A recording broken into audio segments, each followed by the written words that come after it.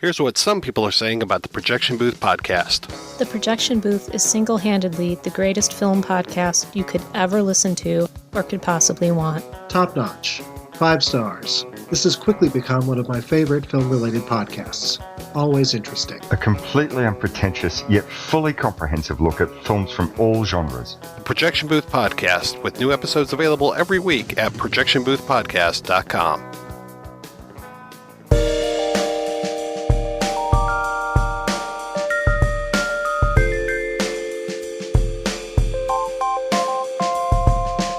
You are listening to the In the Mouth of Dorkness podcast. Here are Brad, Lisa, Brian, and Darren. Welcome to another edition of the It Modcast podcast. With me is Brian Young, the Turtle Dork. And stop quoting me Monsters, Inc. I knew it sounded familiar. It's one of Sam's favorites. And also joining us is Lisa Gullickson, Wife Dork. I can't hear you. I got a banana in my ear. And Brad Gullickson, Mouth Dork. Time to face the music. And I'm your host, Darren Smith, the Disco Dork. If you don't see me again, it's because I'm dead. And welcome to the It Modcast podcast reviewcast, finally, for Edgar Wright's masterpiece, Baby Driver. Yes, masterpiece indeed. Spoiler alert. You bummed me out with your quote, Darren. Why? Because he's dead. Griff is dead. I know. Ooh, Griff is it? Griff is dead. Did you see him again? Dead. Did you see him again?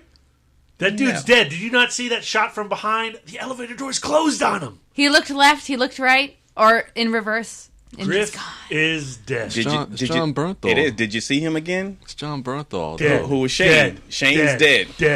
Dead. All right. By the way, listeners, we're spoiling the shit out of Baby Driver. Oh, in case you didn't know.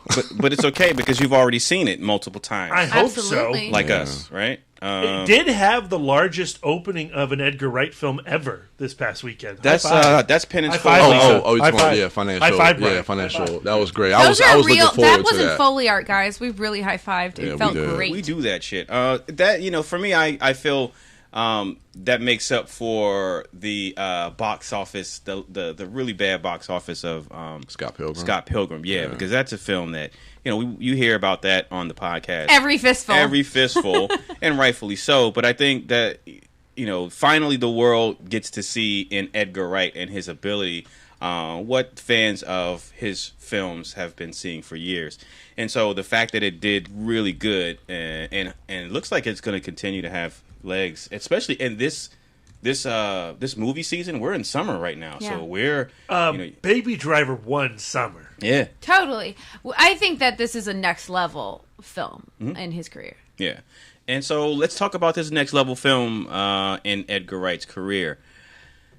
So if you've seen the trailers, then you would know the trailers do a pretty good job of just giving you the bare minimum of what the story is about. It doesn't the beauty of the trailer and the discovery of coming out of that film afterwards, and you think about the trailer and you go, man, the trailer didn't give anything away about the film. It doesn't really give you story, but I think what the trailers do is give you a vibe of what. A little bit.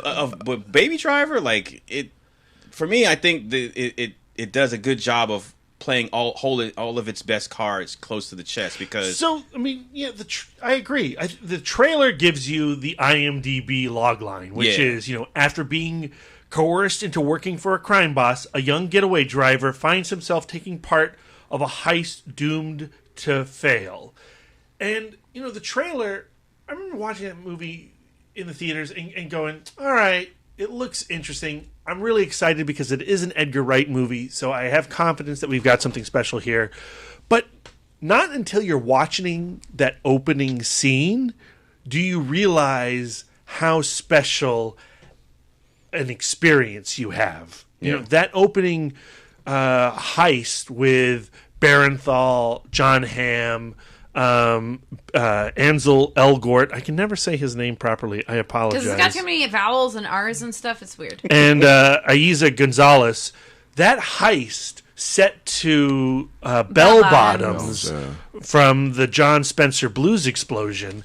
That heist, I was practically on my feet during that opening sequence. And when it all comes to a climax before the title card, I mean, I can't remember the last time I had that much fun in a movie theater. Yeah. The combination of that opening heist to Bell Bottoms, followed up by Harlem Shuffle and Baby picking up the coffee and dancing in the streets, I got choked up. That's how perfect it was to me. That's when the movie says, okay, this is what Baby Driver is. You saw the trailer, but this is Baby Driver. Yeah, so he's like he's retrieving coffee to bring back to his group, and as he's skipping down the street to Harlem Shuffle from Bob and Earl, you see the lyrics of the song in the graffiti. But you don't see it right away. So I didn't notice the graffiti mirroring the lyrics until the words shake, shake, shake. Shake, shake, yeah, on the pole, like, that's what I saw. And that was so great because then on my second viewing, I got to look forward to watching the walls and seeing those lyrics light up, and it was so fun. And then it becomes this miracle of a movie because how does Edgar Wright choreograph that shot? So that shot that we're speaking of is a single take. It's one shot. It's not, there are no cuts or whatever. So we're going to do this in discussing this film. We're going to be talking about, because for me, while I love the stars of the film, the biggest star, I think the biggest takeaway is that the biggest star of Baby Driver is Edgar Wright. His directing and what you said, his story crafting, and his next level filmmaking that you called it, Lisa. So with this particular shot, what Brad is about to mention is that you're taken by the music, you're taken by the performance of Baby as we get a different type of hero. He comes out, he puts the buds in, and he just did a bang heist, and now he's skipping down the street, and he's totally gone from that crime that he just aided in, and he's one with his music, and he's having a good time. And Edgar Wright shoots this scene in one shot. So you have to take into the account the marks that Baby has to hit. He has to pass by the word to the song as the word to the song is being sung, and everyone around him have to hit their marks. He has to get to the coffee shop at a certain point, and as the lyrics of the song go, yeah, yeah, yeah, Baby has to be thinking to himself, because the guy goes, "Do you know what you want?" And Baby has to say that along with the music, get his coffee, and then head back out. So he has to hit all of these marks. So the filmmaking going on in that sequence, and noticing the lyrics, my second go around, because the first time, the only word that I noticed was slide. And I go, oh, that was cute. Like, he put slide right when he said it. But it wasn't until the second go around that I saw all of these different signs. And not only are the lyrics to the song in the environment, excuse me, but environmental noises are in tune with the sounds of the song. Car horns, police sirens, they were whoop whoop at the appropriate time, in tune with a sound in the song. And so it's a combination of Edgar Wright's actual directing in camera on set, but also sound design that make for a wholly, like, if that was the music video, that's like what's that one group that they do these clever music videos? Okay Go. Yeah, like basically that opening sequence, that coffee run could be a music video for Harlem Shuffle. And it's like one thing to do it on foot, because choreographed on foot, but then throughout the movie he does it with cars, and and gunfire, astounding, and gunplay. It's amazing. And what I feel like this movie perfectly captures is a feeling that we've all had. We've all been in the car with the windows rolled down, and you're feeling great, and you're blasting your music, and then out of the corner of your eye, you see some pedestrian, and their footsteps sync up with the music, and the feeling of euphoria that you feel. It feels like this, like, cosmic coalescence to, like, your spirit, and that's what this movie is. Like, everything coming together for Baby, and then when his spirit is out of whack, then all of a sudden the music is out of whack, and nothing is going together. We all can identify with that feeling. Yeah. So we meet Baby after the coffee run. He's bringing the coffee back to the people who took part in the first heist, which is Buddy, Darling, and we also meet Kevin Spacey's character, Doc. And so in this scene, you meet the principal players, but this isn't one of the rules that Doc has is that he never does a job with the exact same crew twice. So we meet these characters and John Bernthal's character as well. Griff. And so John Bernthal, his character, he comes off as antagonistic, and he's the one that, for the audience, gets, he helps drive. Well, he's the exposition to, what's Baby's deal? Like, why is he, in his own world? Why doesn't he speak?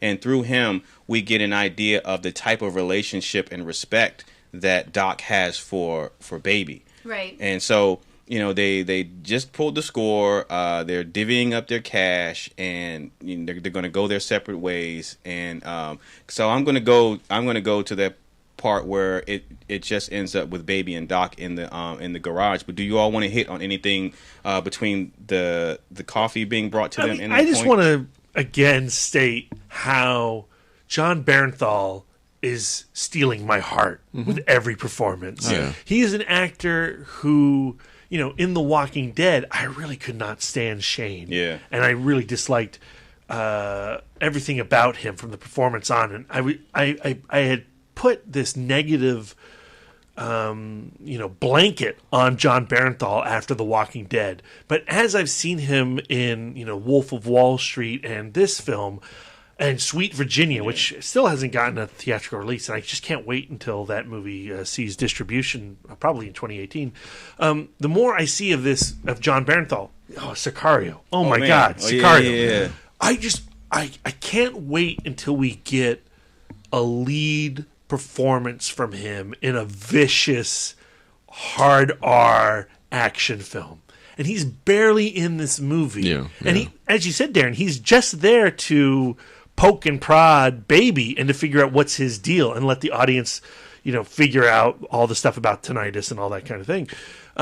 But his moments with Baby, where he's trying to, knead him and push him into a reaction, that's some of the most exciting performances in the movie. He's so great. Yeah. And then getting to that elevator when they each leave a particular level of the parking garage, they say their goodbyes. And you do have that moment where John Bernthal says, "Hey, if you don't see me, I'm probably dead." That's a character that you just do not get in movies too often, where he's served his purpose. He has no reason to continue in this movie, so he is gone. Yeah. And his final line of dialogue ties into everything you just seen. You understand why. Well, I understand why if we don't see you again, why you'd be dead, because you're unhinged, you're live wire. Right. And then when we see the next crew, and we see the guy who puts Asian in Home Invasion, you understand, the short lifespan of these insects who fly around Doc because of their nasal problems. Yeah. And what I like too is the fact that when you those first three scenes. So when you talk about the opening car chase scene, which leads into that opening one shot, which leads into the scene with the whole crew, with Griff antagonizing Baby and how basically trying to get a reaction out of Baby, and then you see how cool, calm, and collective he is. And, he slaps his glasses off and he pulls out another pair. Like, all of this is really character building for Baby, for all these characters. But those three scenes in the beginning of this film is almost like his introduction into getting the audience on board with who this character is and relating to this character and getting on his side. So I like how Edgar Wright, and with the story structure and character building that he's doing with these three scenes and really getting you on board with who the character of Baby is. Like, he's a precision driver, he loves his music, and he's cool under pressure. I also think that it's like an introduction of his relationship with the other male characters in this film, because I think that each of the different characters represents like this different facet in this like strong criminal Well, like machismo, hyper masculinity, That's in a very movie that baby way. just doesn't have, and him being the way that he is, him being quote unquote different, brings out either this need to bully him or this need to parent him or mentor him. Like, for example, John Hamm's character. John Hamm immediately starts wanting to, giving some paternal advice, going like, saying things like, you know, if Doc calls, don't pick up. You know, he starts wanting to be this kid's dad. And I think that also we see that in Doc. Doc has this kind of very paternal feeling about him. It's interesting seeing the aesthetic of this cast, because you look at somebody like Ansel Elgort, who's young, he's clean cut, and he's around these kind of gruff, very bravado guys. So it's like seeing the combination of these characters together, it gives you more insight into his character and how he can deal and, you know, be in this world. Because, you know, his foster father is telling him, like, you know, you need to get out of this world. This isn't you. But you get to see, like, okay, he's able to handle himself even with these type of criminals, and you see that physically, like just how, you know, how all these characters are portrayed. But it also makes you wonder, like, what is his deal? And his deal unfolds throughout the film. But before his deal unfolds, and it just occurred to me when you were saying it, when you were just speaking a minute ago, Lisa, is that while initially we don't know, quote unquote, what his deal is, he's used as a proxy to show what everyone else's deal with is. So the other characters, Buddy treats Baby the way he does, showing that paternal instinct towards him, because Buddy sees the type of person that Baby is and responds positively to it.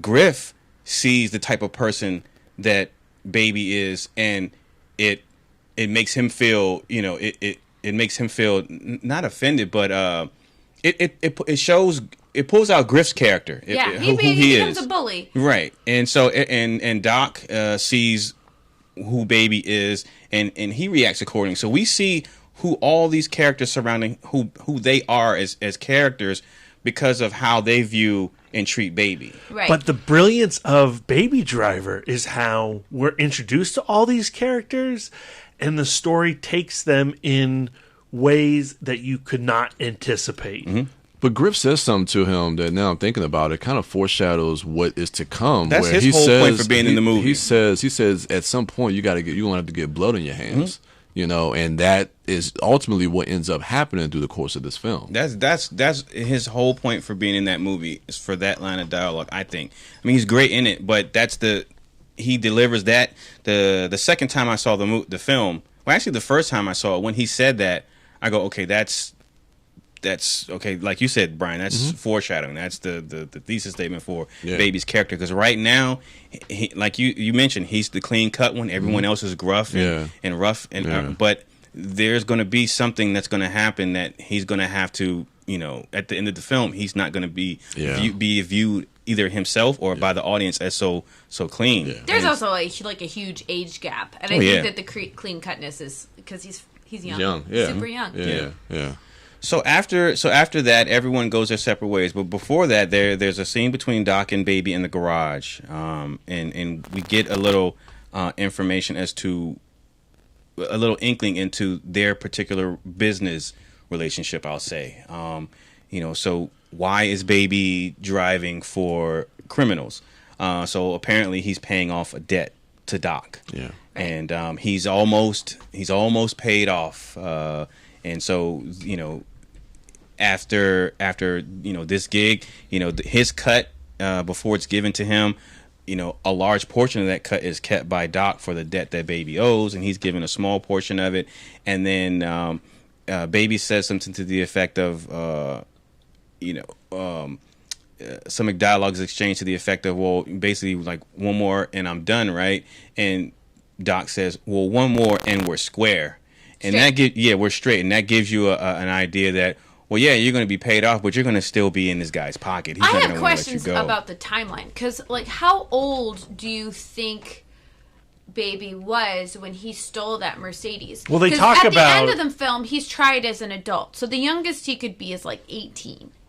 you know? Well, and he's done 11 jobs. They talk about the spirit of 85. That's Right. Yeah, So in Spirit of 1985, Baby was boosting cars and evading the No, I think Spirit of- 85 is the interstate. Yes. That's the Oh, yeah, The you're interstate, it's the because that interstate. would make this I'm a an period idiot. film. Yeah. Listeners, I'm an idiot. You're not an idiot, because I had the same thought. Yeah. Because I was like, when was the iPod invented? Yeah. But see, I knew that. You're That's- right. I lived in Atlanta, so I knew, like, Oh, 85. look at the special insight we have. I really feel dumb, I listeners. totally forgot. Yeah, so I'm guessing, like, if he's done, like, 11 jobs, I'm guessing maybe he was, like, 16 or 17 when That's he what I'm did his thinking, first job. because we get a little bit more exposition when Jamie Foxx, when we're introduced to the crew, and he's drawing the plan, and he's basically telling the whole backstory about what happened with him, with Doc and Baby. And he mentions something that he's been boosting cars ever since he could You look could see over the dash. So he could see over but that the means dash. he was probably boosting cars before he met Doc. Oh, yeah. Because when we see, I know this comes up later, but when we see him in the crash, he looks like he could be like 7. Oh, the crash with his tops. mother? Yeah. Oh, yeah. He could be like 6 or 7 years old. Yeah. So how long does it take to figure out how to first desire to boost a car?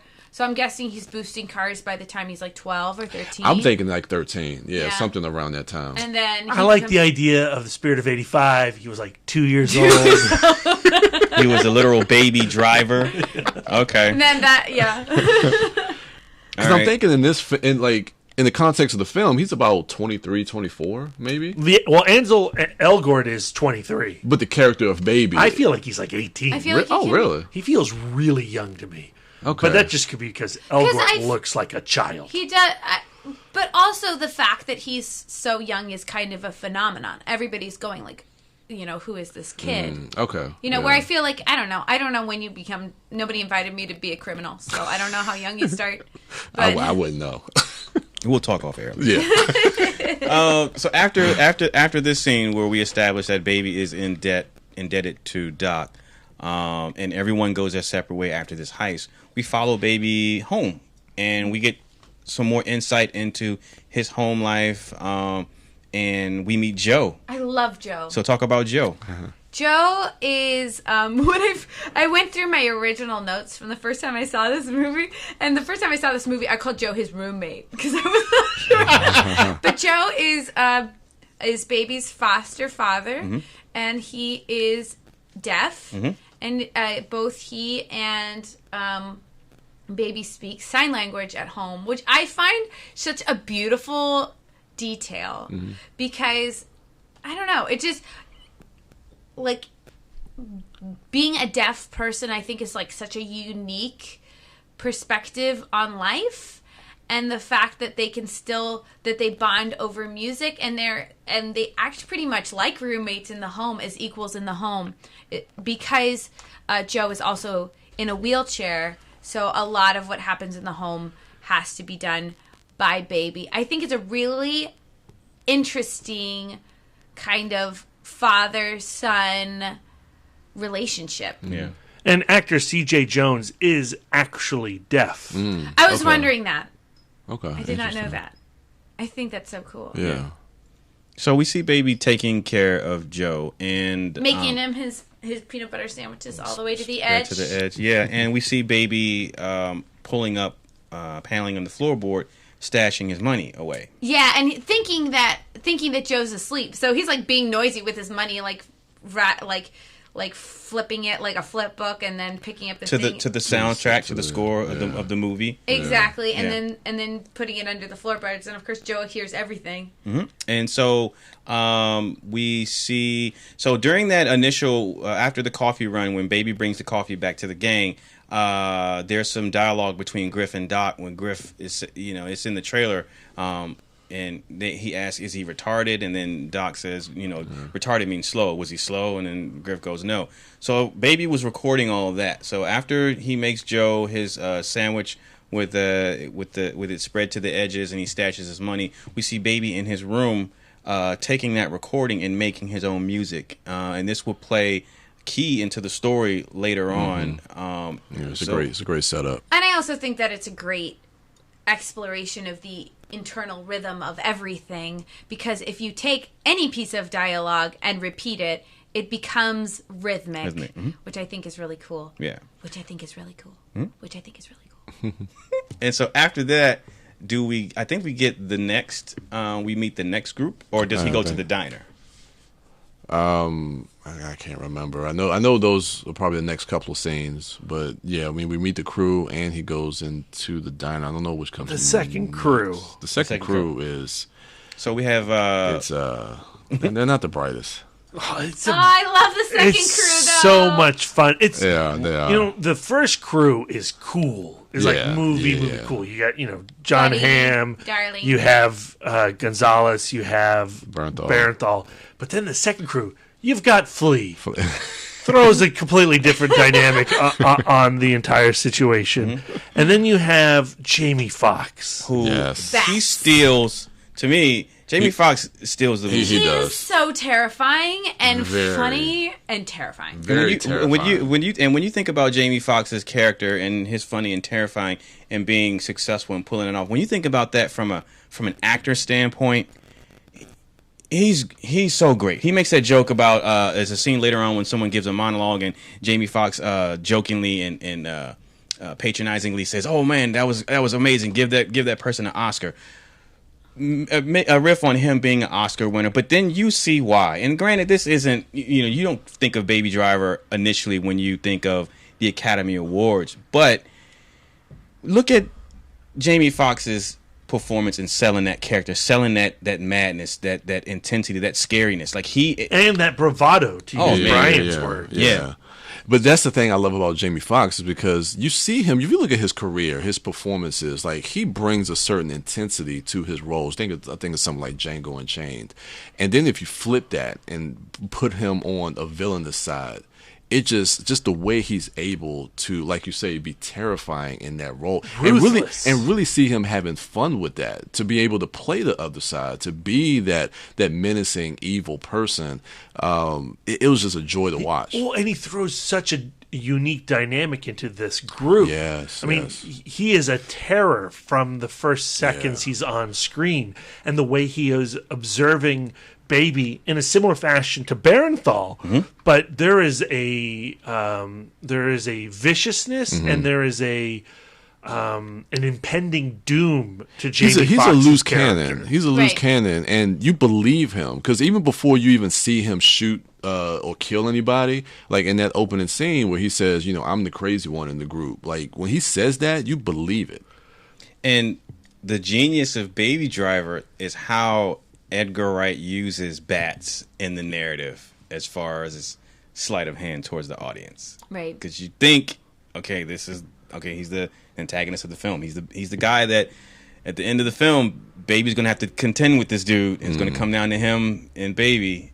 And Edgar Wright does something brilliant with that character, which is amazing. Yeah. And that second heist, which is done towards the dams, neat at the bank, perimeter bank, in which you have a GI Joe who gets involved, a concerned citizen who's packing heat in Trump's America, and how that heist is goes awry, and how Baby has to contend with the GI Joe in the other truck, but he also has to contend with Jamie Foxx, who is a presence of violence, who at every moment there is to take a life, he takes a life. And Baby, he's the crook with a heart of gold. He's in this for the thrill, but he doesn't want to harm anybody. Exactly. I think that they are just polar opposites, where we see with neat, like he has thought through everything. Everything is choreographed to the point where when they start arguing about the Mike Myers masks, he has to start his music over because he's thought about how this is going to go.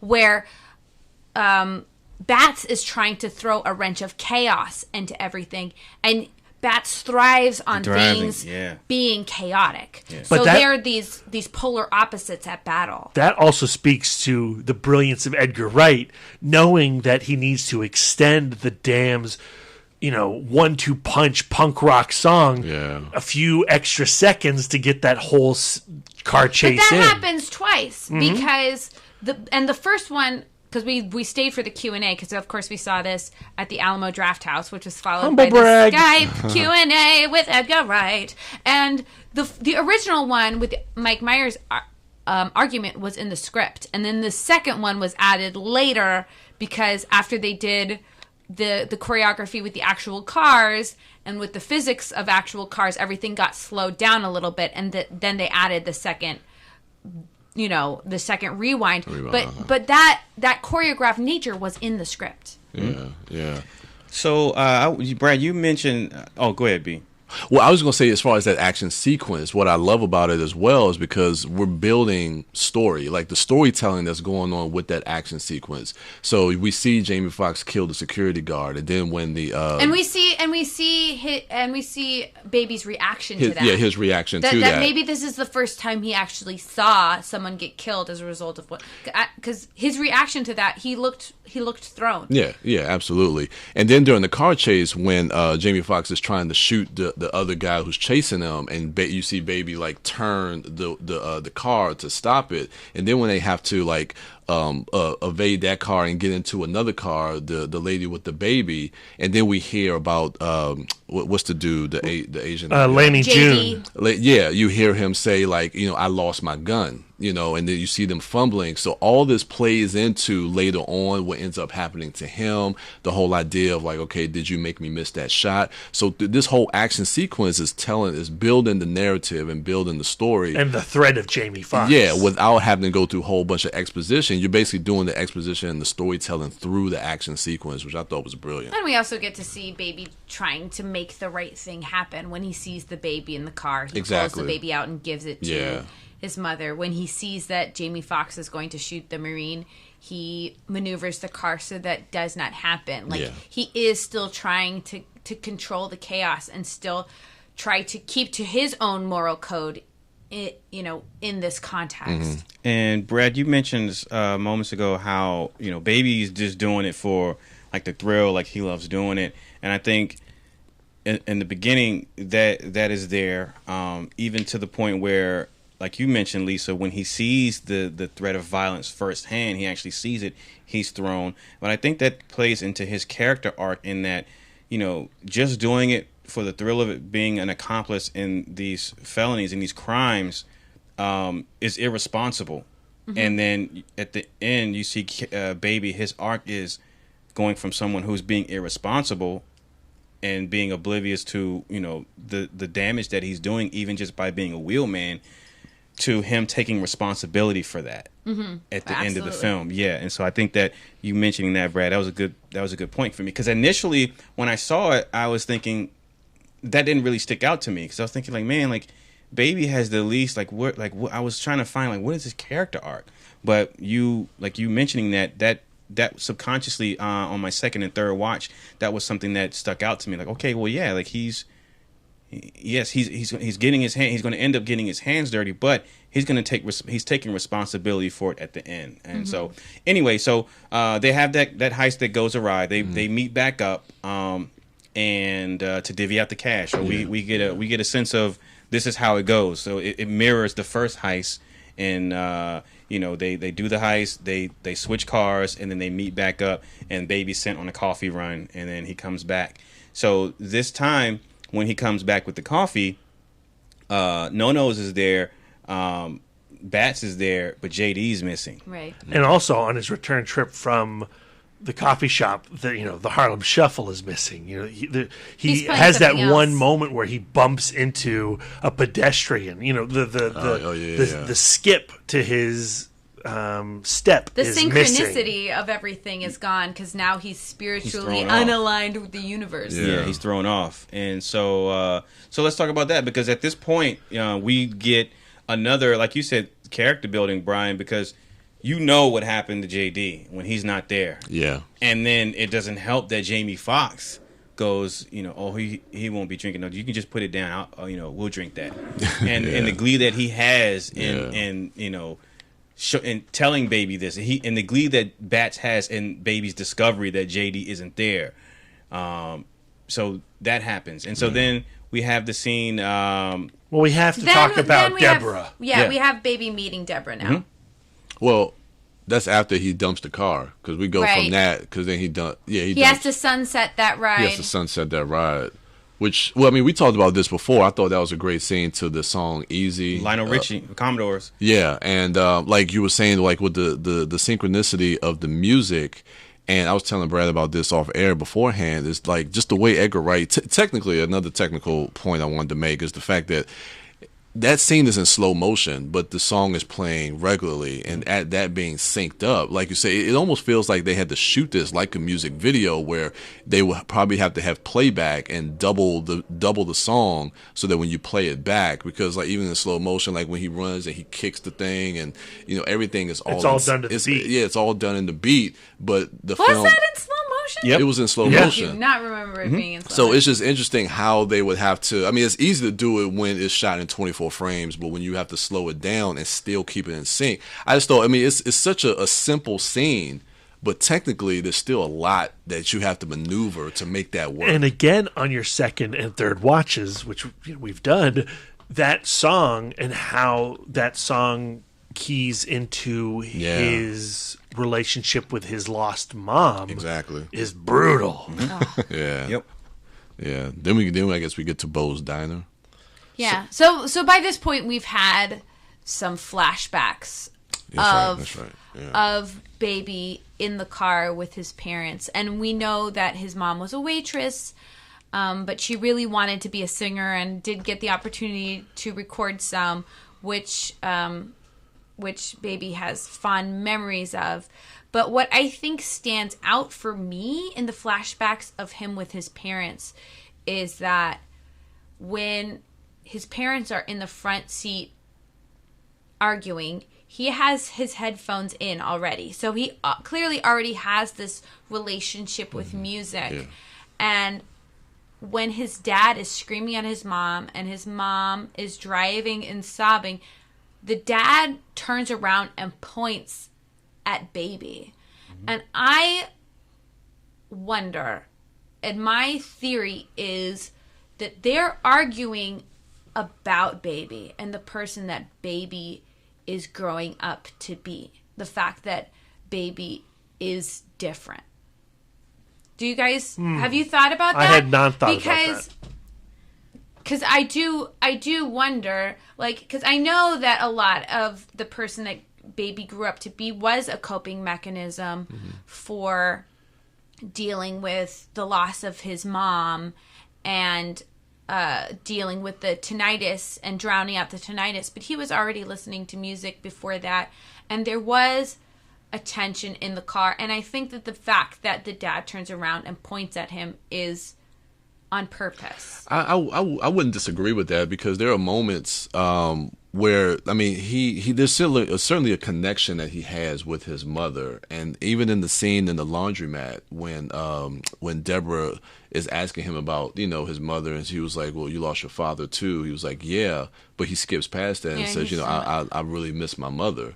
So it's like he's avoiding talking about his father. So I think in the flashbacks, you also see that his dad's a tyrant. Absolutely. So I think there could be something to that backstory, definitely. Yeah, I'm just wondering if he I has some kind of underlying issue beyond. I get the impression that, you know, besides the tinnitus and his, you know, obsession with music and the way that life syncs up to the tunes that he's listening to, and his expertise behind the wheel, I get the impression that he's on some kind of spectrum. Right. Okay. Right. The fact that he likes to quote things directly and he uses music to relate to the world, I think, is an extension of the something Monsters like that. Inc. stuff, the TV, the pop culture obsession, and how he can recite the plans without, like, that scene with Jamie Foxx, right, and how he that's can recite. something that I haven't heard Edgar Wright speak about in interviews, and I would really like to get that kind of insight into his character. We need to get Edgar Wright on the podcast. Billy. So you're right. We, at this point, we do meet Deborah, but before this, I want to say that the significance of this, the heist that went awry at the Perimeter Bank, the significance of this particular heist is because this is the gig that brings Baby square financially with Doc. Right. So technically, he's out. So then that means that we did skip them meeting, because when he goes back, that's when they go to the laundromat. That's their second. We meeting. do have a brief scene before that second heist of Baby recording Deborah singing the Carla Thomas song. Right. Right, and so they do this heist. Baby square financially what he owes monetarily to Doc, but you get a sense that Doc, because Baby is so good at what he does, he just can't let this guy go. But it sets up Baby as, okay, now I'm out. He ditches his burner phone. He's done. That's the significance of that particular scene as well.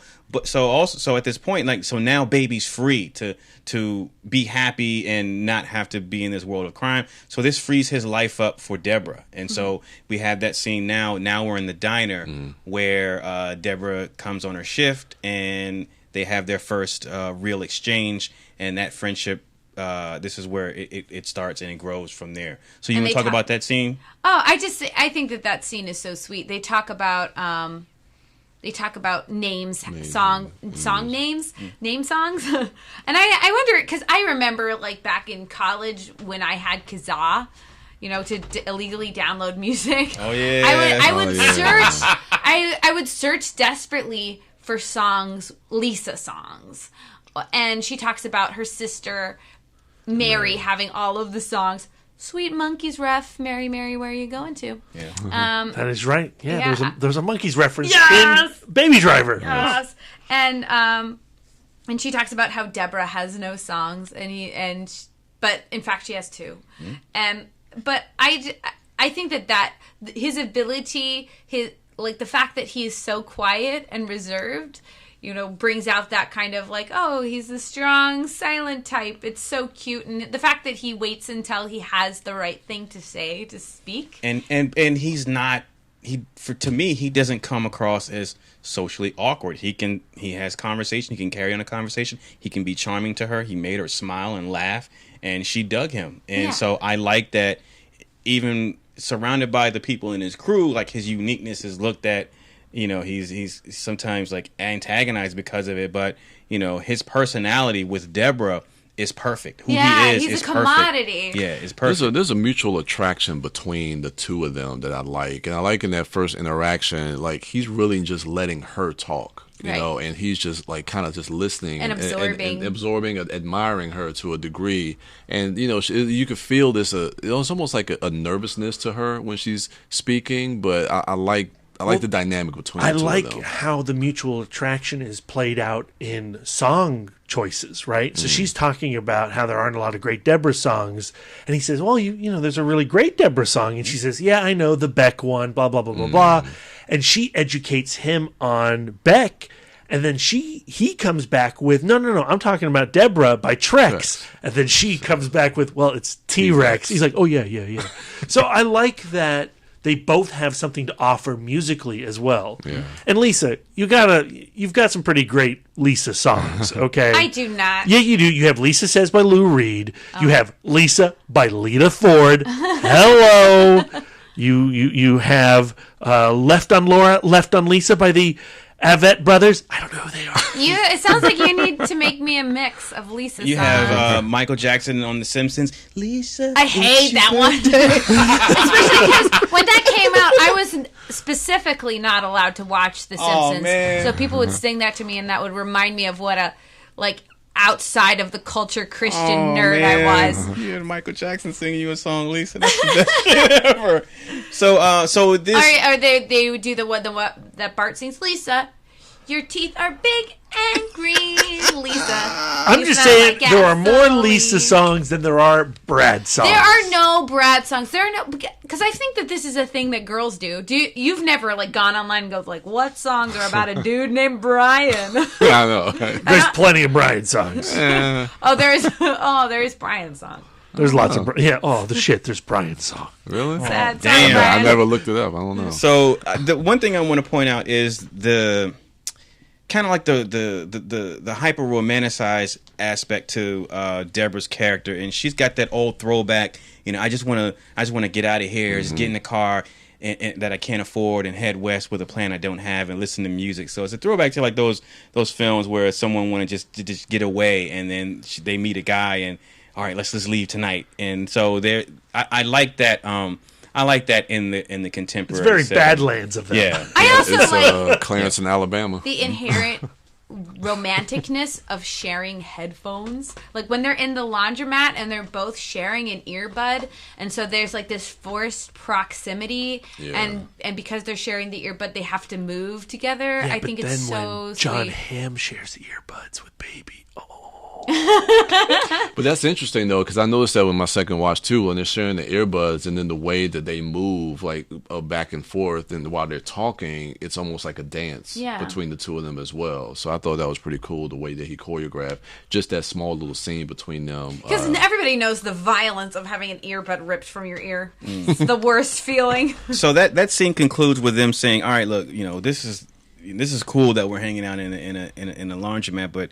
I would like to hang out with you in an official setting. And Baby, he mimics something that he heard in the elevator in the beginning of the film. The finest whining and dating of all the so he said, all right, he sets up a date. I'm going to take you out. And Bacchanalia. Yeah, and then we cut back to they go back to the apartment. Baby goes back to his apartment, and Joe tells him Baby tells him, look, I'm done. I'm out. You didn't want me in this dangerous life, so I'm good. Like everything's okay. And Joe says, all right, good. So now you can get a real job. Let's celebrate that. And so that's when we have the montage of, Goodfellas Pizza. Baby becoming a pizza driver. And then we have... So brilliant. Yeah. So obvious. Wonderful. I like it. I like it, though. And it's like a quintessential teenager job. Delivering of pizzas. And, of course, the obvious joke of that was fast. Yep. I know. And that leads us to... I think we should talk about, though, the fact that Joe knows full well what Baby's been up to, and he doesn't because I would think if I was committing crimes that my dad would yell at me. We can't tell your dad about your crimes. I know. Don't tell my dad about my crimes. He's not okay with my swearing on this podcast. He's mentioned that to me. He has not yelled though. I'm an adult. But the fact that Joe does not put that paternal foot down, going I know you've stolen cars. I know that you're committing crimes. You're staying home. You're not going out. I don't want you to get hurt. I don't want you hurting other people. The fact that's not their relationship. It is not a father-son relationship. And it's explained why at the end when Joe is giving testimony at Baby's trial, explaining that his baby's tragic upbringing and what had happened, and that Joe knows at heart who Baby is and I the know, type but of at the person he same is. time, I'm not saying that this is a fault. I think this is Joe's tremendous insight to say this is clearly something that he's chosen to do. Maybe I'm his dad, and maybe I'm not, but I know that this is something that he just needs to go through. Well, he knows it's a part of him. The being a driver, he is the Goodwill Hunting of driving, okay? And he needs to express himself in some fashion. And Joe would, of course, prefer it to be done through pizza delivery, but I think Joe also knows that he needs to express it in a fantastical way. I just find that just really unique. Like in a movie, you generally don't see that relationship. And that's why I bring up that point at the trial. It's that I'm piggybacking of what you're saying is that Joe just understands. Like they have that relationship because Joe understands. But I don't think it's not the kind of thing you should understand. Like you should not. Like if I found out that Brad was a pimp she's found out on the side, and that was just Willie Dynamite. He just has to express that side of himself. Pope hats. I would be like, "Excuse me, Brad, you're going to have to put the cane away. You can't be a pimp anymore. You're my spouse, and I'm not letting you out of the house." Who's the man that did that to you? Darren, you wouldn't be like, this is something that Brad just has to go through because of his terrible upbringing. Lisa, I'm baller. But, stop using that word. But the thing with Joe is he's sacrificing a lot by not ratting him out. I mean, he sacrificed his own freedom because essentially he's an accomplice by not really ratting him out. So, I mean, that shows you the loyalty that he has. To skip ahead a little bit, when Joe is left at the retirement home and the police helicopter is in pursuit, Joe does the sign of good luck because he also knows that his boy is a genius behind the wheel. True. And the way that Joe acknowledges that level of skill in Baby is also really heartwarming. Yeah. I love their relationship. Yeah, Spoiler great. alert. I love Joe as a character. That's great. So we have Baby and Deborah finally having dinner at the finest wine and dine in ATL, and at this dinner, this is the same establishment that Doc just so happens to be, and so What I love though, when they're having that teeny tiny dessert together. They're moving in that musical way, that synchronous way, but he doesn't have his headphones in, and we don't hear the tinnitus like we do when his world is in chaos. Yeah. So being with her also kind of brings his world back into balance the way that music does. Yeah. Sweet. she's his song. Yeah. Nice. She completes his ears. And so at the conclusion of their dinner, Doc has a word with Baby outside. Yeah, he pays for that meal. We got the cameo from Big Boy and Killer Mike. Yeah, I saw that. That was cool. That Outkast, Big Boy from ATL, a huge musical influence in the South there in Atlanta, Georgia. So that's dope that Edgar Wright. I know. I thought that was cool. That's pretty cool. So anyway, Doc pays for the bill and has a moment outside with Baby that you knew was coming. So Baby, I know you're enjoying your life, and in this scene, Doc uses this dialogue to just say, even though you're gone, you're quote unquote out, I've been keeping tabs on you. He knows that Baby's a pizza delivery person. He knows Deborah's a waitress. Deborah's a waitress, yeah. And so he says, look, I got some good news and I got some good news. The good news is I got another gig for you coming up. The other good news is you're going to make a lot of money. And so are you in or you're out? Catfish dipped in gold. Yeah. That sounds delicious. Actually does. It does. I love me some catfish. I love me some gold. Goldfish. Is that what the crackers? Yeah, that's what That goldfish sounds really good. Yeah. So and Baby says no. I know I'm happy. I'm content. I got enough money for what I want to do, what I need. I got Deborah, so I'm good. Obviously, Doc does not want to hear that answer. And so Baby has to do this one last gig. And so he tells Deborah, I want to say he calls Deborah and says that's when he proposes to her. Look, I just want to go and I want to leave with you. I want you to come with me. And they have the meeting. So now we meet the third group, which is comprised of Bats from the second group and Buddy and Darling from the first group. And how happy were you as an audience member to see those three together and also going, oh no, Bats. Yeah, especially after you know these characters now. It's like, oh, shit. Yeah. And so we get that moment that you referenced earlier, Brad, where Buddy and Baby have a moment where they're sharing earbuds. And so at this point we have... That's because John Hamm, Buddy, wants to be his crime dad. Yeah, he wants to be this paternal figure in his life. He wants to seem cool in the teenager's eyes.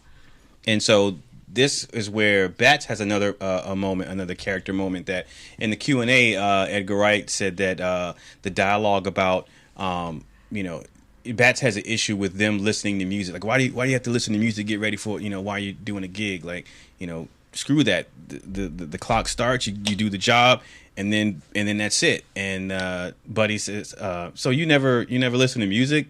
You never had one killer track? Yeah, and Bat says, I got enough demons in my head running around. And Edgar Wright said that was something that he spoke to. He spoke to what was that guy's name? His name was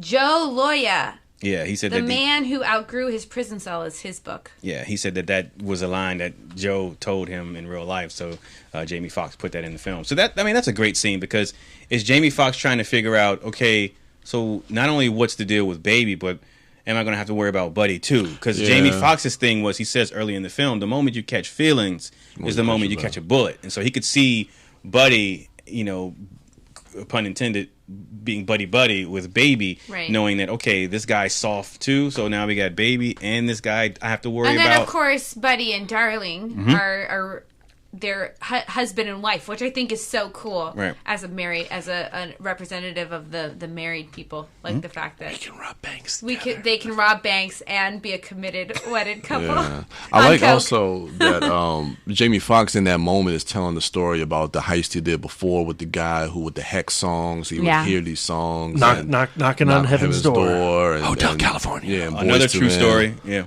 Yeah, so I like how he incorporated that, and it gives you a little bit more backstory, and the fact that he ended up killing him, and then John Hamm, like Buddy says, does all your stories end with somebody dying? He's like, well, you just have to find out. So even up to this point, you're still like, Jamie Foxx is the bad guy of this film. So before this heist has to happen, they got to procure some armament. Oh, we skipped Doc's nephew Sam. So the morning after Bacchanalia, the morning after Bacchanalia, Doc and Baby go to scope out the bank where they're going to pull off this next big heist.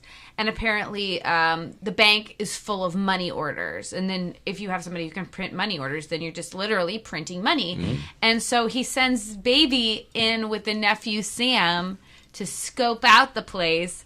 And Sam is like playing on his like little game system. I don't know what game system it is. PlayStation Portal. Thank you, tech dork. And Sam seems kind of cool and zoned out, and Baby's like all sweating at the palms, trying to count cameras, and then it turns out that Sam is a little criminal genius. So you know where we've seen Sam before? No. The actor Brogan Hall from It Mod Film Club #2, Cold in July. There was a kid in that his movie? character at all. I don't remember. Yeah. No, he played his kid. He played Jordan. Oh, And okay. in Sam, Edgar Wright is doing once again. He's turning your expectations on their ear, because in any other movie, Sam would have been this bratty kid who, okay, he's going to take him into the bank with him. Oh man, he's going to blow his cover, or something bad's going to happen with Sam. He's going to be an annoyance, But also we get to see that Doc is a nurturing dude who has feelings. He loves his nephew. He takes care and he Chip off the old block. He mentors his nephew, which I think is a good kind of foreshadowing at what happens at the end of the film with Baby. And so Baby goes into the post office. Sam is not an annoyance. In fact, he's essential. He's Baby's saving grace, right? And so, but also we see that,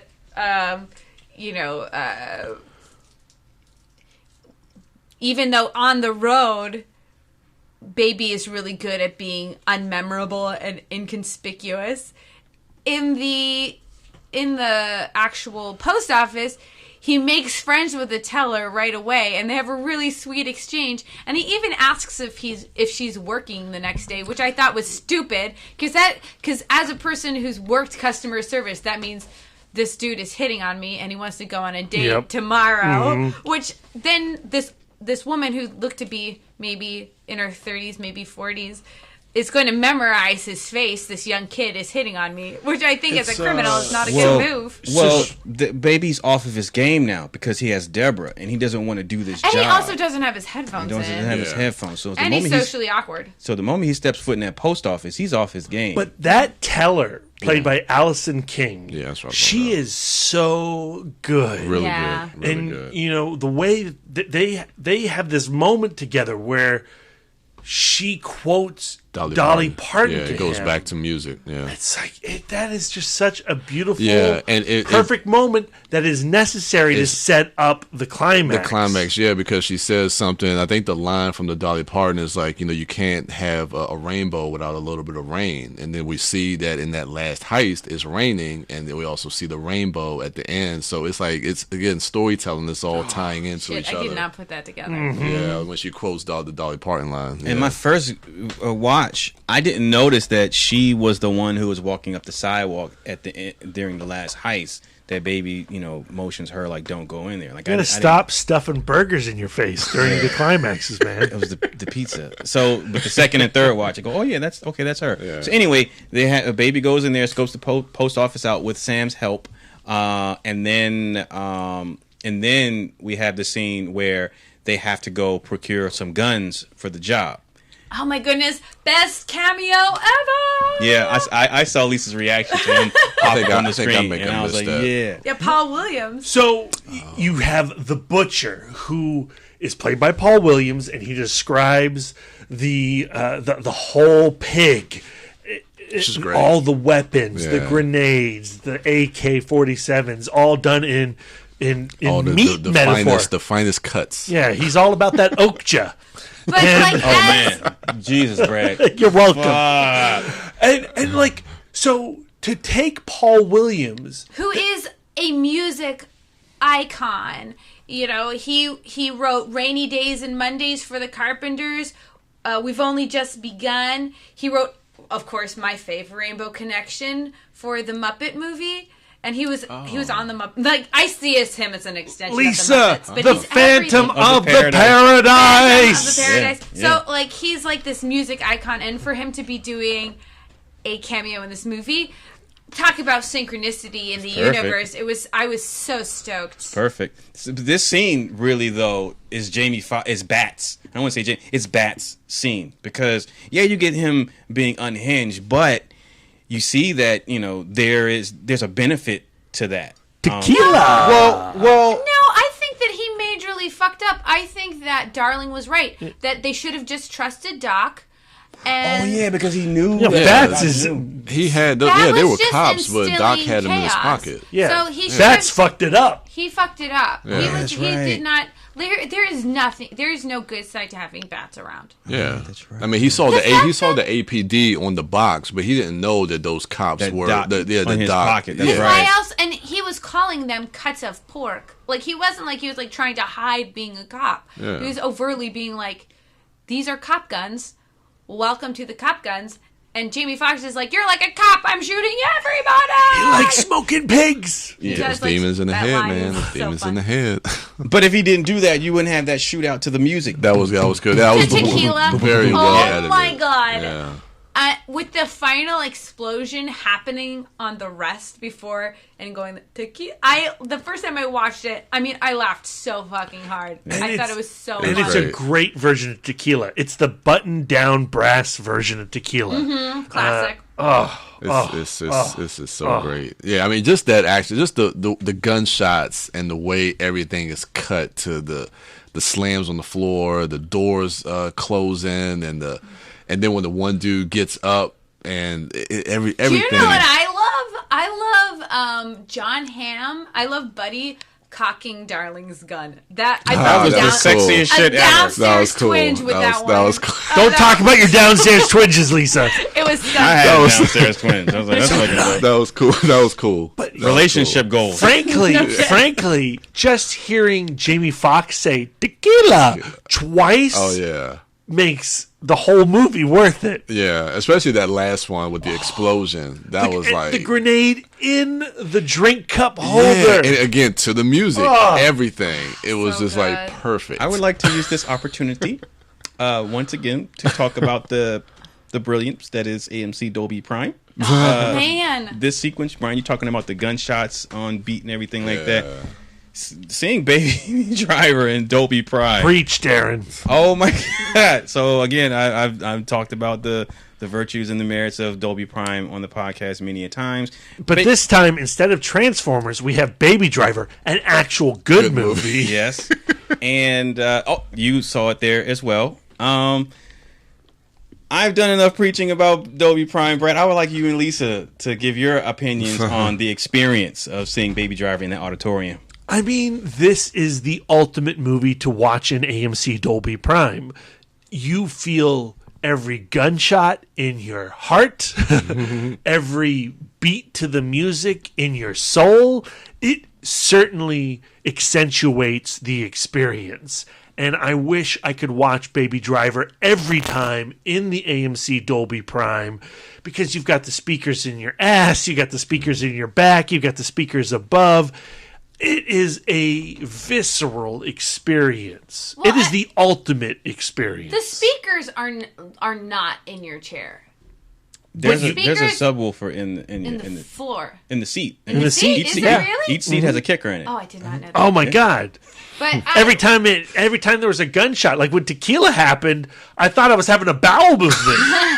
But like, what's cool about Dolby Prime? Because I don't want to give the misconception that it's too loud, because it's not. It's perfectly loud. It's volume in this. Like, the sound has volume in the sense that it fills the entire space. Yep. But where in other theaters you can kind of sense where the sound is coming from, or at least I can. In Dolby, the sound is coming from literally everywhere.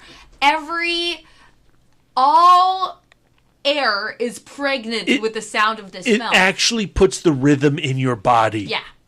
I'm talking about it's not too loud. It's not like you're gonna walk out like you walk out of a concert. It connects you to the film in a way that you are not connected in other theaters. I'm sorry, but it's true. Not only was it gun sounds, but if someone slammed on brakes, if someone shifted gears, if there was a door that slammed, anything that had some type of thump or a beat to it, you would feel it in Dolby Prime. Not only would you hear it, you would feel it, and that is something that is it speaks to the movie, like. Not only listening to music, but feeling the music. Like Baby, he feels through his songs. Not only feeling the music and feeling the sound design, but feeling the editing.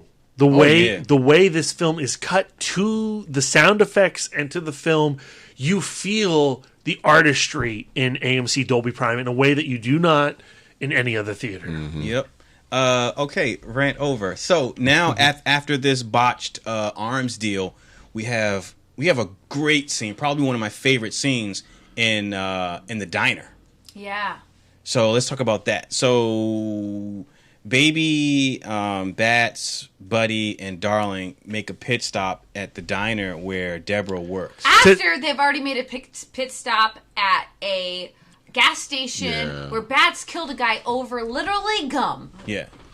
And it's done to the Sam and Dave song, When Something Is Wrong With My Baby. Yeah. I love that. When they walk in and you see Deborah walk in, and it's perfect. And it's her perfect. face is all lights up, and then she gets the cold shoulder. She was so cool in that situation, because I would be like, what the fuck, baby? Yeah. But I like that in this movie. Like, she's smart enough not to blow, like, Baby's cover. Like, Baby doesn't want to let on that he knows her, and she doesn't. She picks up on that right away. And she picks up on it, and I also like her reaction, because she plays it cool, but I get a sense, too, that she's pissed. Her feelings are definitely hurt. Yeah, she's got, her eyes are all welled up. Lily Collins is so good. She's really good. She's not just the love interest in this movie. No. I just realized 2 days ago, like, that's her from the new Cinderella movie that just came out, a year or two ago. Oh, shit. Yeah, like, what the Like, she was Cinderella? She was Cinderella. The Kenneth Branagh movie. I don't remember that movie at all. That movie was really boring, that's why. Yeah. And so but in this scene though, we have in this scene in the diner, we have a great exchange between Bats and Buddy. Well, really Bats and Buddy, Darling. Darling, yeah. They're sizing each other up. But the second time you watch Baby Driver and the third time, this scene, firstly, it plays differently, but it plays so much better, because in this scene, Bats is saying, you know what, let me take a stab at, let me take a guess at who you are. We know that Buddy has killed for Darling because of that exchange in the back of the car while Bats is getting gum. Right. I would say that I wouldn't put murder past anyone in any of the crews that have been shown so far. But for me, the first time that I watched that scene, when Darling speaks up after Jamie Foxx give his spiel about, I know who you're just a yuppie, ex-Wall Street guy who, lost all his money, and now you're doing this for, now you're in it for, whatever reason, your drug habit. So after Jamie Foxx says that to try to, pull Buddy's card, Darling says, she has that moment. She said, well, let me speak for the both of us. You think you're the last word and crazy. You don't know my man. Like, when he sees red, the last thing you see would be black. The first time I saw it, that's the Oscar shit right there. That sounded, for me, that just sounded like a woman trying to stick up for her man. Like, don't get my boyfriend angry. You don't want to talk shit to me or disrespect us because my boyfriend's crazy. He'll beat you up. It felt like that to me. But watching it the second time, knowing where Buddy's character goes in the third act of that film, now I'm paying attention not to Darling as she's saying that. I'm looking at Buddy. Yeah. His the whole time, his eyes. It's like, dude, Stone Cold. Yeah, but that scene plays so much better the second time because it's like, okay, this motherfucker really is crazy. And now I'm like, oh shit, because up until this point, I'm thinking Jamie Foxx is the main bad guy. But the second watch, I see that switch happens where it's like, okay, he's not like this. I'm looking at the main bad guy right there, and I didn't even know it the first time. But the first time I saw it. Granted, while like you said, Lisa, like he does give that impression that he's killed people before for Darling. I never would have thought that John Hamm would have been the main bad guy for Buddy. I never thought that he would have been the last guy that Baby had to contend with over Bats. So the second go around, yeah. But I love John Hamm's character, and again, I want to go back to Edgar Wright and what we were talking about with the teller. Storytelling, the cinematic language that's being told. So when Darling is talking and she says that line, like when Buddy sees red, you'll see black. When we get into the third act of this film, you'll see that Buddy is like he's lit in red. When he's in the diner, he's lit in red. When he's in the police car at the end in the garage, he's lit in red. I'm just in awe. I mean, just the subtlety in the cinematic language that Edgar Wright is doing is absolutely fantastic in this movie. Yep. And so because you've just seen Jamie Foxx kill a guy over some gum in the previous scene, when they leave, because he didn't want to pay for gum. So earlier in that scene, Jamie Foxx says, everybody plays your order. I'll pick up the tab. So as this scene ends, Jamie Foxx gets suspicious. Like, do you know? He says, you know that bitch? Because of how something doesn't feel right between the final exchange between Deborah and everyone at the table, and particularly Baby's response to her, how he looked at her. Yeah. So Jamie Foxx is suspicious.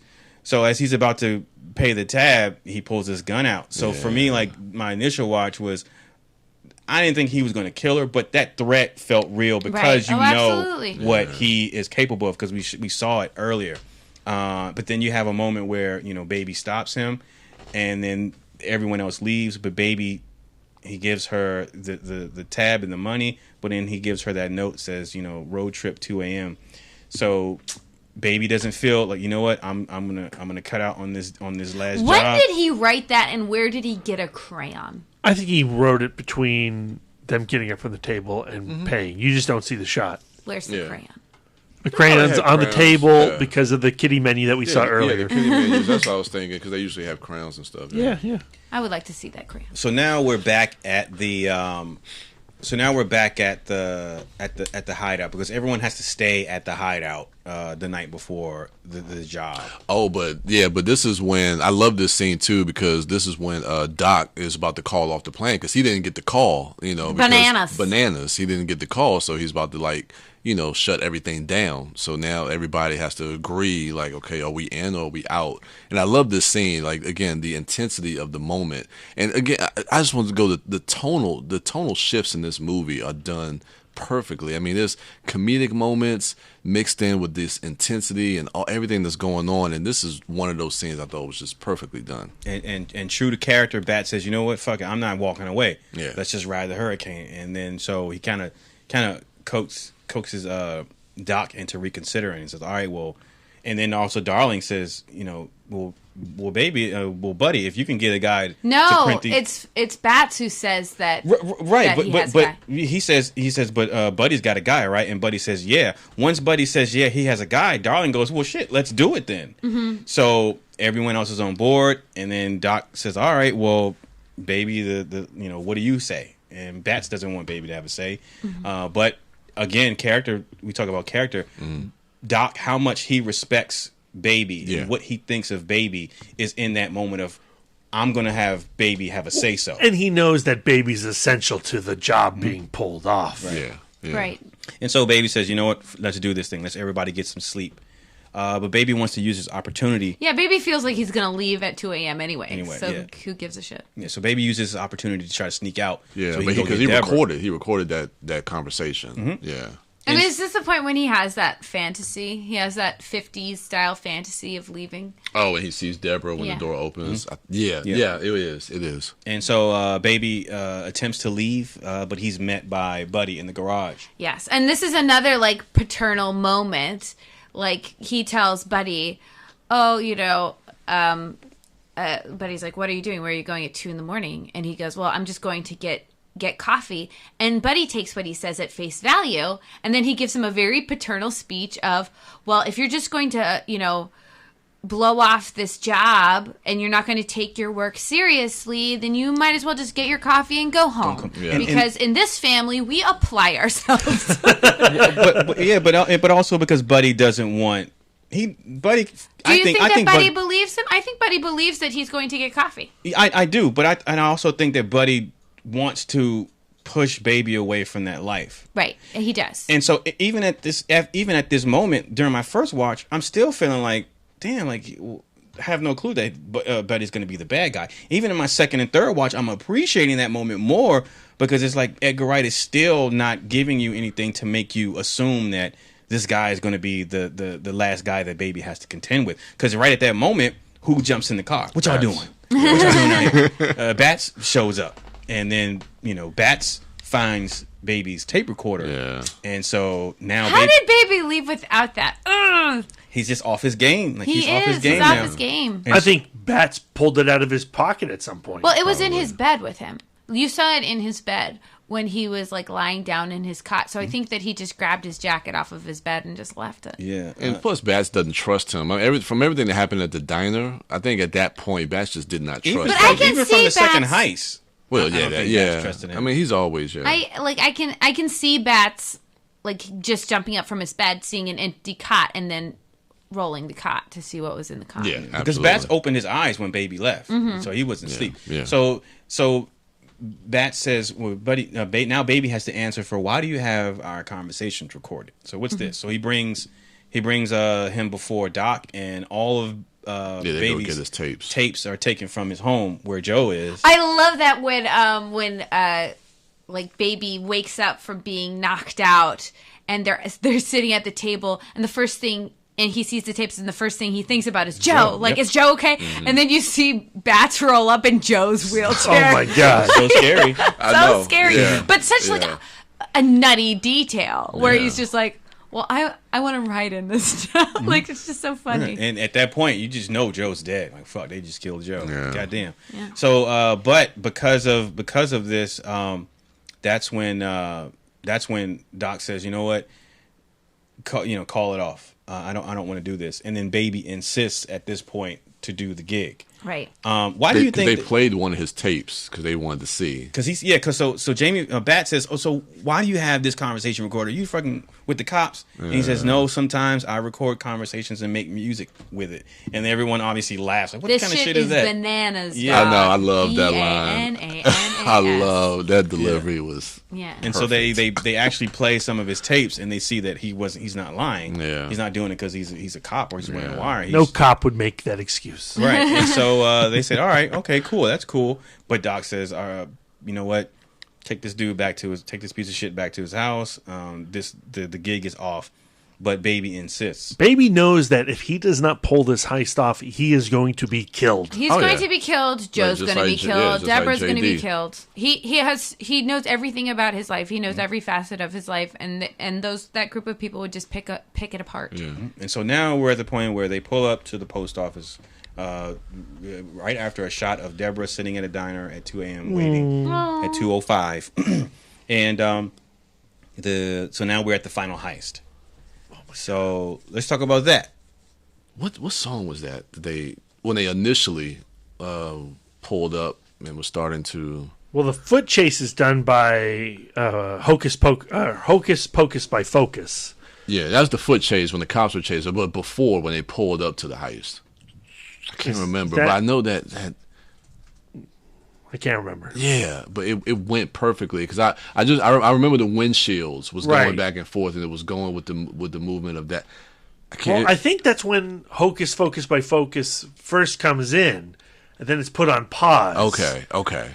And then they go in. Darling and Buddy go in. They're wearing those, there's privacy glasses that light up to protect them from the CCTV.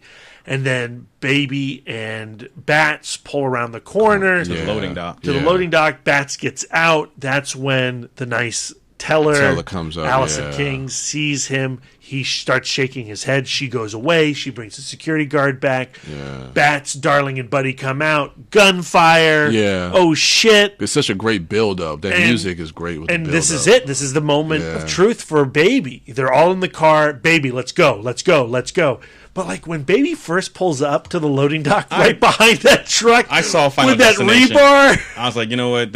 I knew. I didn't. The first time, I had no idea. It was shocking to me. And that when we watched it in Dolby, the guy sitting next to me, when after that scene, he like went like, "Whoa!" and he pulled back into the fetal position, and he did not put his legs down for the rest of the film. where Bats tells Baby to drive, and Baby doesn't, and Bats bashes him in the face with the barrel of his shotgun, and that glass pops out, and it's like this Chinatown moment, right, where his nose has been cut out, his glasses have been popped out, and he sees red. It's time to go, and he hits the gas. He drives right into that truck. The rebar goes right through Bats, and you're like, "Fuck! I have no idea what this movie is doing." I was completely caught off guard with that. Yeah, I saw that shit. Like when Bats got it, because I was like, all right, whoever's getting in the front seat is gonna get that. That's Final Destination. Just the way it was framed. Sure enough, when Bats got in the front seat, I was like, oh shit. And then he started getting, just drive. I was like, oh, so here like it comes. This film has been building Bats as to be the main antagonist to Baby, and now Bats is gone. Yep. And it launches into this foot chase, and Edgar Wright talked about the influences of Catherine Bigelow's Point Break, the influences of Quentin Tarantino's Reservoir Dogs.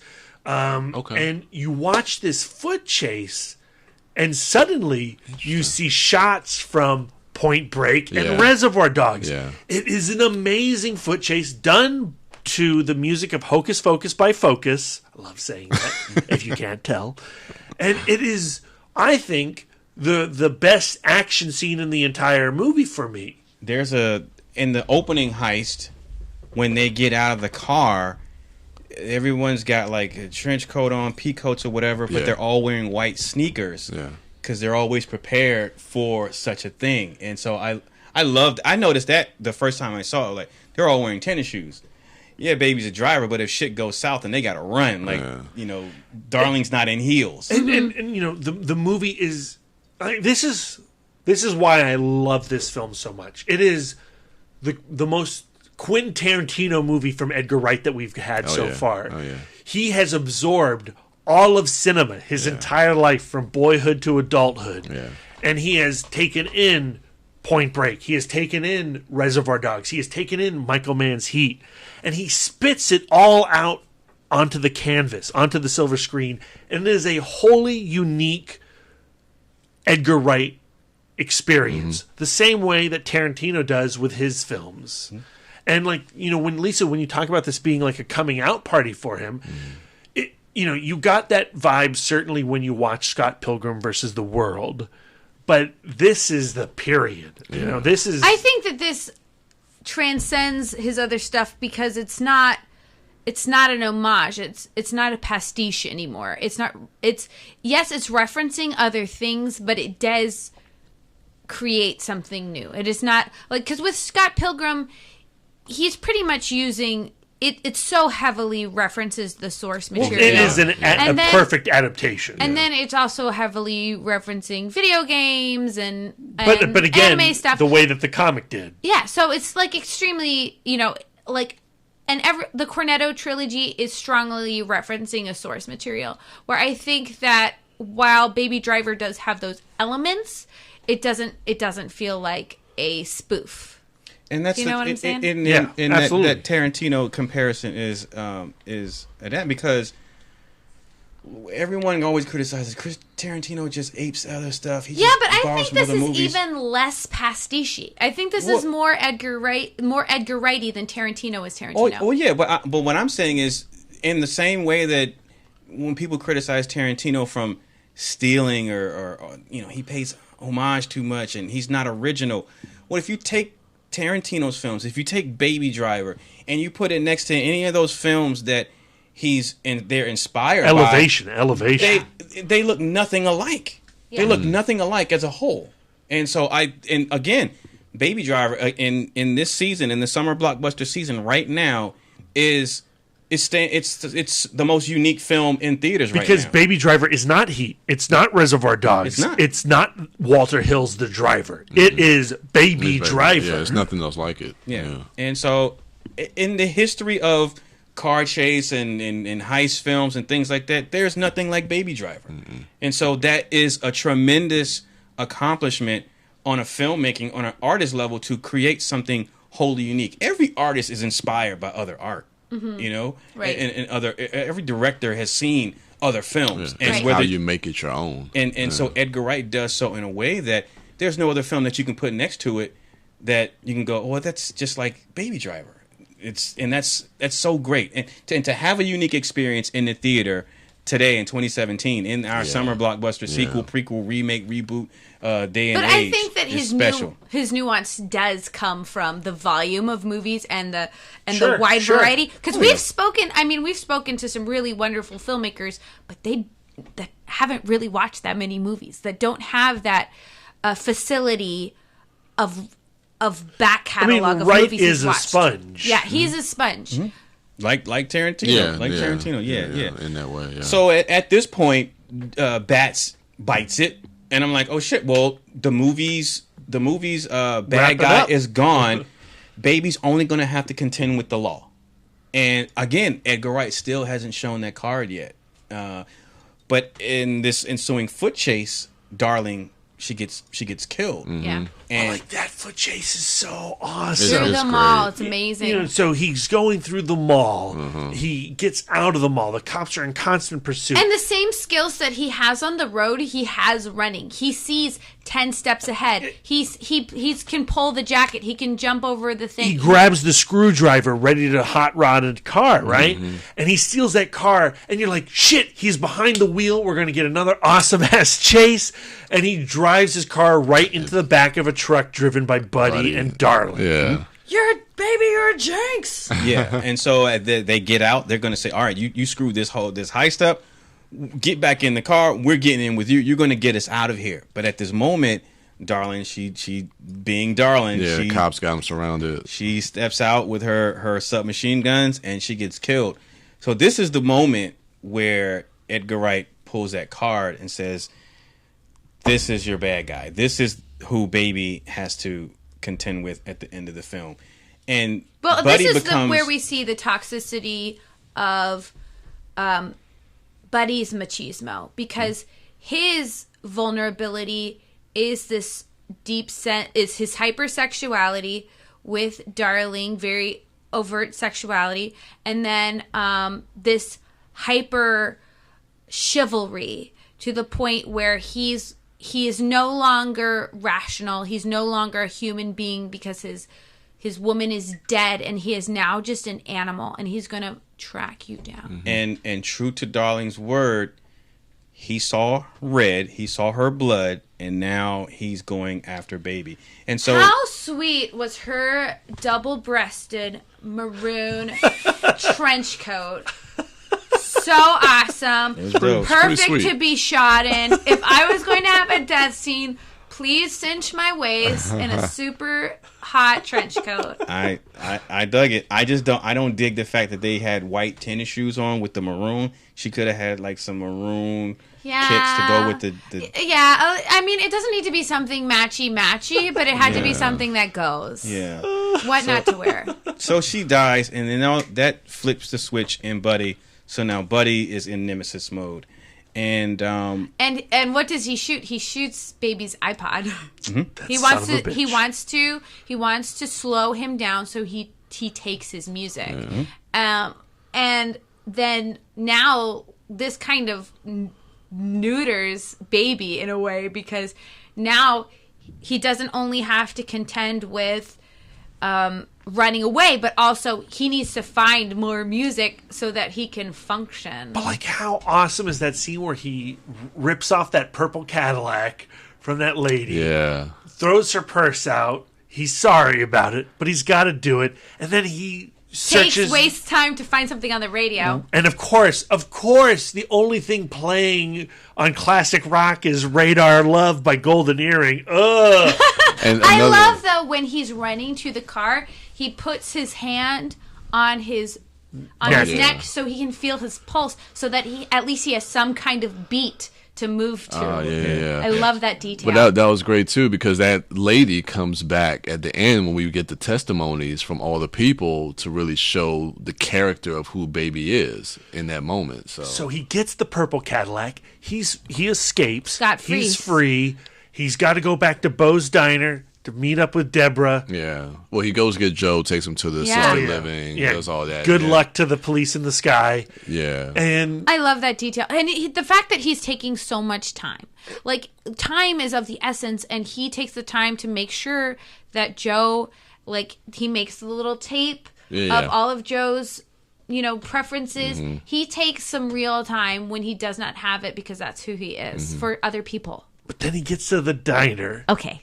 And Buddy is there. And Barry White kicks on with Never, Never Gonna Give You Up. But the way it starts, and when he gets out the car, and you hear like the doom, and how it goes to the door opening and closing, and Barry White's voice doesn't kick on until he's he puts sipping the cup to the lips. It's like when I first saw that and the music starts, the hi-hats, I got excited because I knew what song that was, and I was like, that is so badass. And then how the lyrics of those songs, where it's like, I'm never going to give you up, and how that plays into that scene. So like, you get the coffee cup to his lips, and you're like, oh fuck, this is peak Barry White. No, it's not, because peak Barry White comes in when Buddy and Baby again have the earbud sharing, and menacingly, John Hamm's Buddy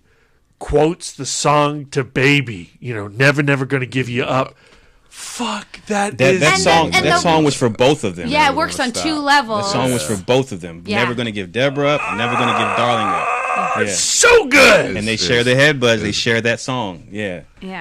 Oof. That's my favorite moment in the entire film. That entire sequence of Buddy Whiting. Well, I took it also. Well, it could be seen that way, but I took it as Buddy's never going to give up chasing. Yeah, that's how I took it too. Yes, it's chasing after Baby. It's both. Yeah.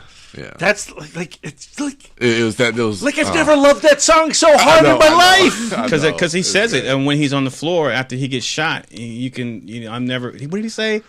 I'm never going to stop chasing you, or. No. Never gonna give you. No, Buddy says because he gets shot. So Baby ends up shooting Buddy. The cops are outside. Yeah. Buddy goes down. Baby hauls ass with Deborah.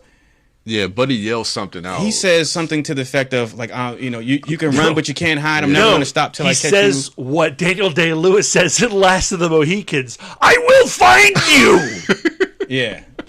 Does he say that? He does say that. He says that. Oh, exactly. He did the General Zod. No, he did the General. It's fucking Daniel Day-Lewis, man. It's not General Zod. General Zod stole it from the Mohicans. All right, and so now, Baby has Deborah, and they are on the lam. Oh, and he's shot. We can't skip that. He shot Buddy in the chest. He shot Buddy in the shoulder. Chest. Yeah, and so Baby needs a car. So he commandeers a car from the twins, who were, shout out to Spring Breakers. They were the two twins. Oh, that's where they're from. I was like, buddy. Who are these dudes? Yeah.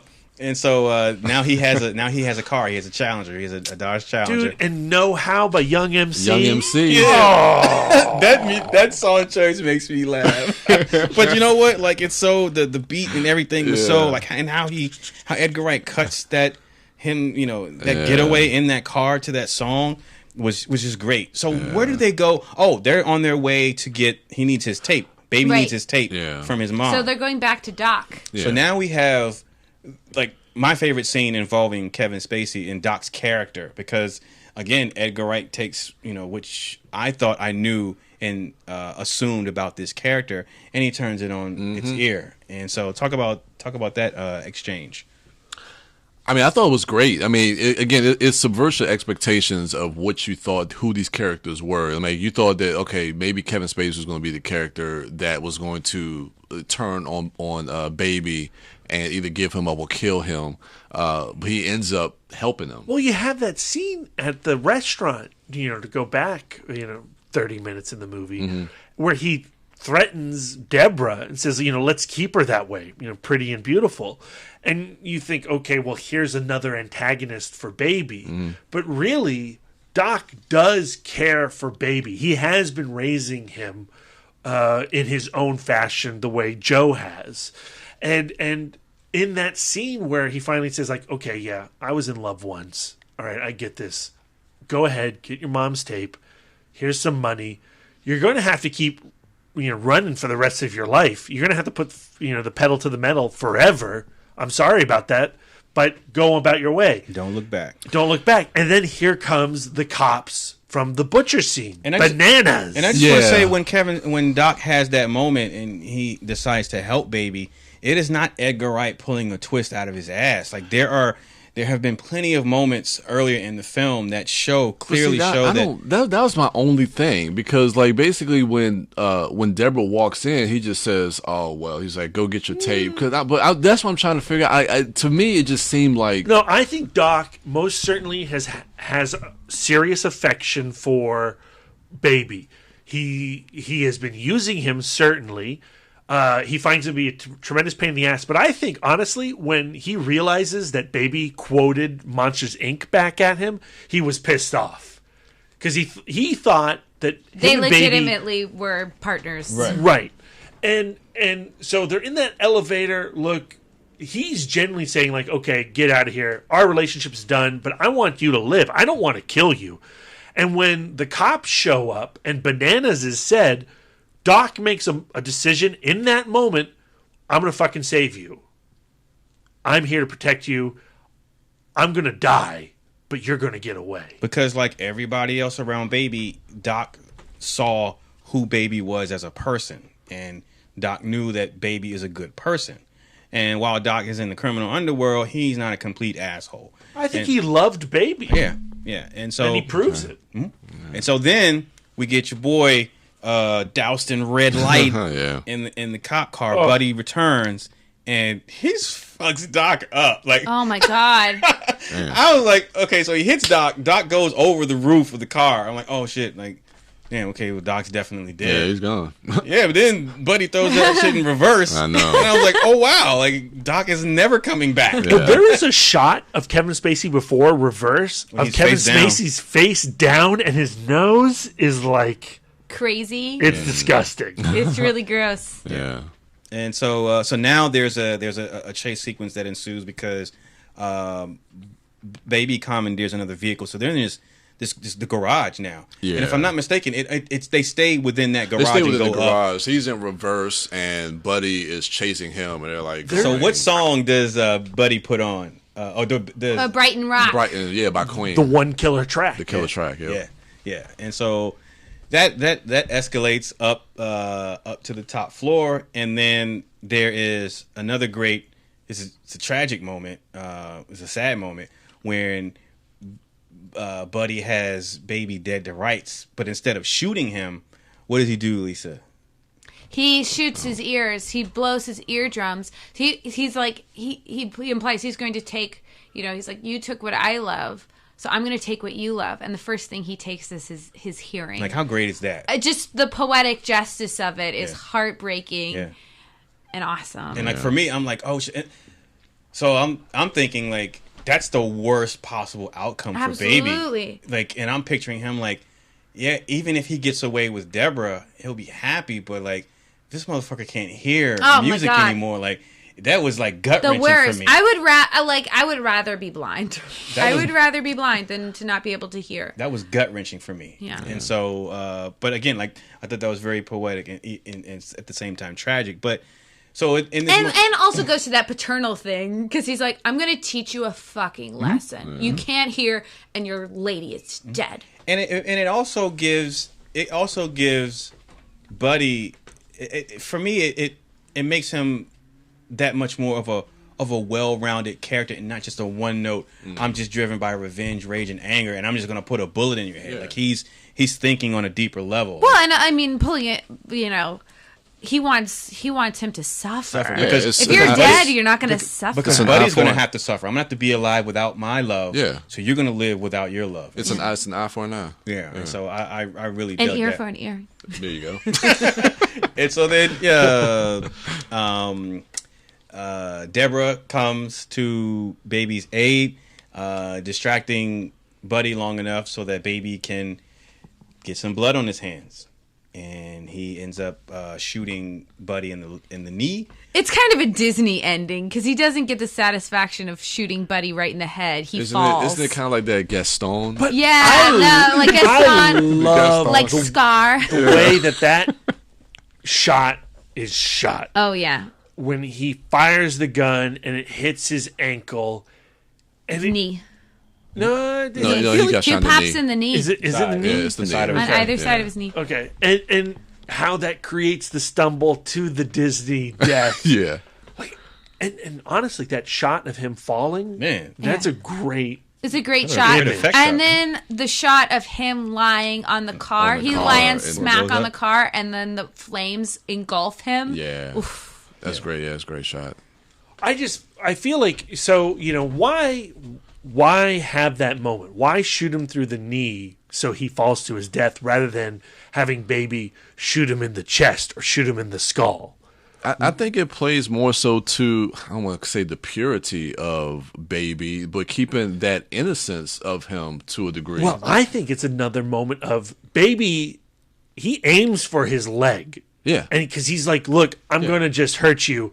But in this world, you can't just hurt somebody. My intention is not to cause harm. There is consequence. But even in your quote unquote trying to do the right thing, even when you're doing something wrong, there's still going to be some fallout, some fatality, which goes into his whole life as a getaway driver. The fall back, the fall to his death is Joe saying, "Look, you can't live in this life and not cause harm." Mm-hmm. Yeah. Yeah. And right. So, then goes on to the whole morality play that is Baby Driver. Which then leads into, okay, Deborah and I are on the run. This is how we're going to live our life. And it's why Baby chooses to say, no, you're not for this world. I have to pay for what I've done. Yeah.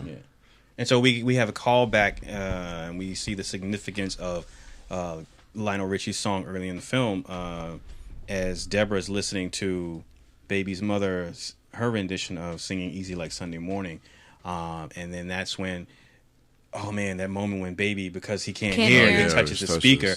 I was like, no, he's deaf. No, he's not going to be able to listen to music anymore. Like, it just broke my heart. Do you think though? Do you think that his hearing is gone forever? I think his hearing came back. Do you think so? I think his hearing because came we back. see him in prison getting his ears checked out, but I think they're gone. I think it's gone. I think he's deaf. Yeah. I think it's But also he can it's a better still story. listen if like he's Joe. deaf. He learned from Joe. You just touch the speaker and Yeah. you can still remember. Yeah. The romanticized Darren doesn't want his hearing to be gone, but before the end of the film happens, before he goes to trial and stands trial, I felt like if I wouldn't be happy with this film or this ending if he doesn't pay for what he's done. Absolutely. I love Baby. I want to root for him, but he can't not be held responsible for what's happening. So even with the loss of hearing, like I think that goes into it. Like that, if you had not been in that life around those people, that wouldn't have happened to you. That's a consequence to your actions. So I felt like that has to happen. So I agree. Like if the real world, he can't hear anymore, but because I love the character and I want him to be happy ever after, I want to say he has his hearing back. But I know He gets his rainbow. Yeah, but I know Edgar Wright does talk about that in the Q&A, how he felt like that even the studios maybe suggested, why doesn't Baby and Deborah get away? And he did mention how it just wouldn't be fair to to Deborah, because I mean Baby has been on this track, his his entire teenage to adulthood, and Deborah's only known he's a getaway driver for 6 hours.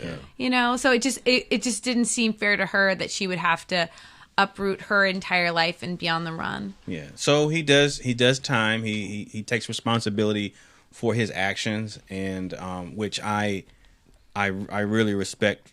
Edgar Wright. He gets 25 years. Yeah. And so it isn't like, all right, you're just going to get, because your testimony of your foster father and this lady, we're just going to let you off. We're going to slap you with one. Like, he gets 25 years, and so, but he does qualify for parole after 5. So I do like that he was slammed with that realistic sentence, and so he gets out. Deborah waits for him. And I remember, so earlier in the film, when they're in the diner, in Bo's diner, in the background behind Baby, on that wall that Deborah walks towards, where she's singing Baby, there is a shot of the car going on Route 66. At the end on the postcard, that's the postcard that she sends him in jail. But so she waits for him, and then when he gets out, they have a flashback to that fantasy of, Deborah waiting and standing in front of that old-timey car waiting for him, and that's how that becomes reality when he gets out of jail. Does She's waiting for him. Did she really wait 5 years? God damn, B. I do wonder if that's a fantasy or if that's reality. No. She actually gets out. He actually gets out. No, that's in a 5 reality. years. No, it's a That's reality. What? I'm just but, saying. I mean, don't you think it's a little picturesque? Yes, certainly. Because she has on contemporary clothes. In the fantasy, she had on the old timey the clothes. the right. 50s But then you have the perfectly centered rainbow. Yeah. And they Which don't Dolly Parton said they would have. They don't look any different. It's 5 years, Lisa. We look the same that we did 5 years ago. We do not. They're probably in their mid-20s. But I think that goes back to that thing that I was talking about, that line that she says being a throwback to those types of films. Like, I just want to get in the car and head west. That romanticized version. I think that ending is. I think he gets out. Yeah. He pays his crime. No, he does. Yeah, he gets out, Lisa. He gets out. His name is Miles. How adorable is that? Super cute. He can't drive 55. Yeah. Love this movie. Yeah. It's great. So, goddamn, that's an hour 45. We love this film. We could talk about this movie longer than the movie is. So here's the thing. Please go support the film. Don't let. Well, it's not another case of. It's not a Scott Pilgrim. Thank goodness. But ensure that this film gets the box office and Edgar Wright gets the success that he deserves, so he can go back and create more unique films like Just this. go back and listen to our last batch of summer review casts, right? Pirates of the Caribbean, Transformers, King Arthur. Baby Driver's legit. It's legit. This is a great film. It's what so movies are entertaining. supposed to be. Mm-hmm. Absolutely. This is a perfect summer film. Mm-hmm. This is the best film of the summer. Yeah. So for you guys, where does this? I know we've only just seen this movie. How many times have you seen it? Twice. Brian. So you've seen it twice, and we have you seen it 4 times, Darren? 3 times. 3. So we 3 or 3 times. And I'm seeing it a 4th easily. Oh yeah, easily. So where does this fall in your ranking of Edgar Wright films so far? Ooh. I did think about that because I recently watched the Cornetto trilogy before this film. Right. And Scott Pilgrim is like my comfort film. I think oh God.